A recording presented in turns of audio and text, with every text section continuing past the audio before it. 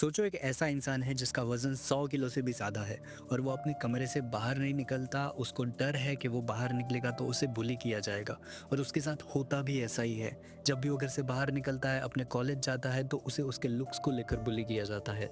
इस लड़के को लगता है कि इसके लाइफ में अभी करने के लिए कुछ नहीं बचा है, इसके लाइफ का पर्पस ही खत्म हो चुका है। अपने घर में पड़े रहना, दिन भर वीडियो गेम्स खेलना और पॉर्न देखना इसके लिए एक आम रूटीन सा है। पर एक दिन वो कहीं जा रहा होता है, तब उसका बहुत ही बुरा एक्सीडेंट हो जाता है और सीन सीधे शिफ्ट होता है हॉस्पिटल में। हर तरफ बीप बीप की आवाज और डॉक्टर और नर्सेस की आवाजें, और यहाँ हमारा हीरो बेहोश हो जाता है। और जब उसे होश आता है तब वो देखता है कि उसके आसपास कुछ अजीब लोग खड़े हैं जो बहुत ही अजीब बिहेव कर रहे हैं। एक आदमी उसे देखकर कुची कू कर रहा है और एक औरत जिसके पॉम्पा बहुत ही बड़े हैं और वो शर्मा रही है।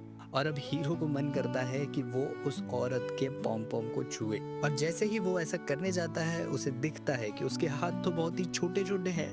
मतलब अब उसे समझ आ जाता है कि उसका शरीर एक नवजात शिशु का है और अजीब बिहेव करने वाला ये आदमी उसका अपना पिता है और बड़े बड़े पॉम पॉम वाली ये औरत उसकी अपनी माँ। और जब उसे समझ में आता है कि वो उसकी अपनी माँ थी जिसके पॉम पॉम वो छूने की कोशिश कर रहा था, वो बहुत शर्म महसूस करता है। ये लोग जापानीज नहीं बल्कि किसी और ही लैंग्वेज में बात कर रहे होते हैं जो कि हीरो को समझ में नहीं आती, पर वो इसे ही अपना एक रीस्टार्ट मानकर अपने आप को इस माहौल में ढालने की कोशिश करने लगता है। हर रोज अपनी नौकरानी को परेशान करना और पीछे से उसे वैसी वाली नजर से देखना उसका एक रूटीन बन जाता है। वो नौकरानी उसे रूडियस नाम से पुकारती है, तो अब यहाँ पर हीरो समझ जाता है कि उसका नाम यहाँ पर इस दुनिया में रूडियस है। यहाँ पर वो एक छोटा सा बच्चा है, पर आप उसके हरकतें देखकर अब तक समझ ही गए होंगे कि अंदर से वो अभी भी एक 34 साल का आदमी है। इसीलिए रूडियस की मेमोरी पावर भी काफी अच्छी है और इसीलिए उसे औरतों के प्राइवेट कपड़ों में भी बहुत इंटरेस्ट होता है। इस घर में जो नौकरानी काम करती है उसका नाम लिलिया है और रूडियस उसे देखकर सोचता है क्या माल है यार। पर शायद लिलिया ये समझ जाती है कि रूडी की हरकतें कुछ ज्यादा ही नॉटी हैं, इसीलिए वो रूडी की माँ को बताती है कि शायद रूडी बाबा कुछ गलत आदतें सीख रहे हैं। पर रूडी की माँ उसे ही उल्टा कहती है कि रूडी तो अभी बच्चा है, इसे क्या पता क्या सही है और क्या गलत। अब रूडी अपने घर के बाहर देखता है तो सोचता है कि वो शायद यूरोप के किसी खूबसूरत गांव में है।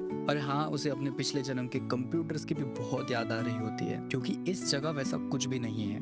तभी उसका ध्यान खिड़की से बाहर जाता है और वो देखता है कि उसके पिता तलवारबाजी कर रहे होते हैं और ये करते हुए सच में वो बहुत स्मार्ट लग रहे होते हैं। अब ये देखकर रूडी खिड़की से नीचे गिर जाता है और लिलिया और रूडी की माँ उसको पकड़ने के लिए दौड़ते हैं, लेकिन लिलिया यहाँ नोटिस करती है कि रूडी को चोट लगने के बाद भी वो रोता नहीं और रूडी की माँ तो बस माँ ही है। वो उसे प्यार से हैंडल करती है और उस पे मैजिक करती है जिसकी वजह से उसका दर्द एक झटके में खत्म हो जाता है। तब रूडी को ये पहली बार समझ में आता है कि इस दुनिया में तो मैजिक भी होता है भाई। और साथ ही ये भी समझ में आता है कि ये दुनिया पृथ्वी जैसी दिखती जरूर है पर ये पृथ्वी है नहीं। कुछ टाइम बाद रूडी अब थोड़ा बड़ा हो जाता है पर वो मैजिक करने की कोशिश करता ही रहता है क्योंकि मैजिक के बारे में उसकी क्यूरियोसिटी अब बढ़ती ही जाती है। सोचो अगर आपको पता चल जाए कि आप सच में असली वाला मैजिक सीख सकते हो तो आपको कैसा लगेगा। ठीक वैसा ही रूडी महसूस कर रहा होता है। अब वो मैजिक को जल्द से जल्द सीखना चाहता है। एक दिन ऐसे ही घर में घूमते हुए उसे पहली बार इस दुनिया में किताबें दिखाई देती है। उसके घर में सिर्फ 5 किताबें देखकर वो सोचता है कि शायद इस दुनिया में किताबें बहुत महंगी होंगी, पर वो जब ध्यान से उन किताबों को देखता है तो उसे समझ आता है कि ये नॉर्मल किताबें नहीं है, ये मैजिक की किताबें हैं। हाँ, पर वो उन्हें पढ़ नहीं पाता। एक साल बीत जाता है और वो वही किताबें पढ़ने की कोशिश कर रहा होता है। उसके पिता इसमें कभी कभी उसकी हेल्प कर दिया करते हैं। इस एक साल में रूडी ने पढ़ना भी सीख लिया था तो वो अब कोशिश करता है कि फिर से एक बार मैजिक करके देखेंगे। वो हाथ आगे बढ़ाता है और किताबों में दिए हुए मंत्रों को पढ़ना शुरू करता है और अब पहली बार सच में उसके हाथ से एक वाटर बॉल मतलब पानी का गोला निकलने लगता है। वो ये देखकर बहुत ही खुश हो जाता है और जो भी उसने गीला किया सब कुछ पोंछने लगता है। हर रोज वो अब इसे ही प्रैक्टिस करने लगता है। वो चाहता है कि वाटर बॉल ना बने बल्कि पानी की एक धारा निकले, पर ऐसा हो नहीं पाता। धीरे धीरे उसकी प्रैक्टिस अब इतनी अच्छी हो जाती है कि उसे अब मंत्र पढ़ने की भी जरूरत नहीं पड़ती। वो बस सोचता है और वाटर बॉल बनने लग जाती है। और ये पहली बार हो रहा होता है इसलिए रूडी ये देखकर शॉक्ड हो जाता है और गिर जाता है और सारा पानी उसी की पैंट पर गिर जाता है,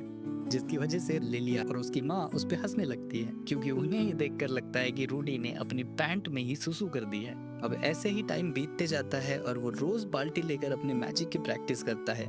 बिना मंत्रों के भी वो अब अच्छा मैजिक कर पाता है और सोचता है कि ये मंत्र वंत्र शायद एक बेसिक बिगिनर के लिए होगा बस।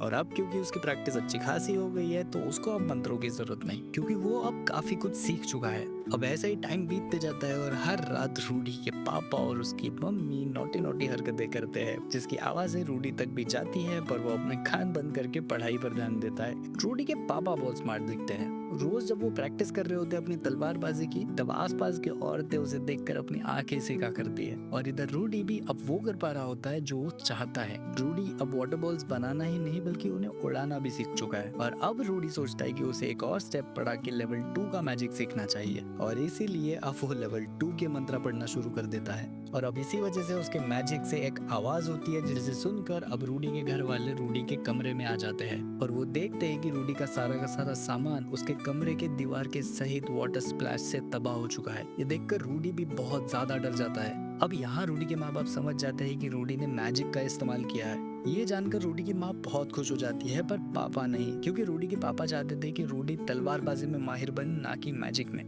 पर रूडी को मैजिक में इंटरेस्ट था, ना कि तलवारबाजी में। अब रूडी की माँ कहती है कि उन्हें एक मैजिक टीचर की जरूरत है, क्योंकि हमारा बेटा काफी अच्छा सीख रहा है। अब इस बात को लेकर रूडी के माँ बाप एक दूसरे से झगड़ने लग जाते हैं, क्योंकि रूडी के पापा चाहते थे तलवारबाजी और रूडी की माँ चाहती है मैजिक। इन दोनों के झगड़े में लिलिया बीच में बोलती है कि हम रूडी को दोनों चीजें सिखा सकते हैं, सुबह मैजिक और शाम को तलवारबाजी। अब तलवारबाजी सिखाने के लिए रूडी के पापा तो है ही, लेकिन मैजिक सिखाने के लिए उसे एक टीचर की जरूरत थी, और वो एक ऐसे टीचर को बुलाते हैं जिसके बारे में हम इस सीरीज के पार्ट 2 में बात करेंगे। यहाँ पर पहला एपिसोड खत्म होता है और दूसरा एपिसोड इसी प्लेलिस्ट में मिल जाएगा। आई होप आपको ये सीरीज पसंद आई होगी। अगर पसंद आई है तो वीडियो को लाइक शेयर सब्सक्राइब जरूर करना।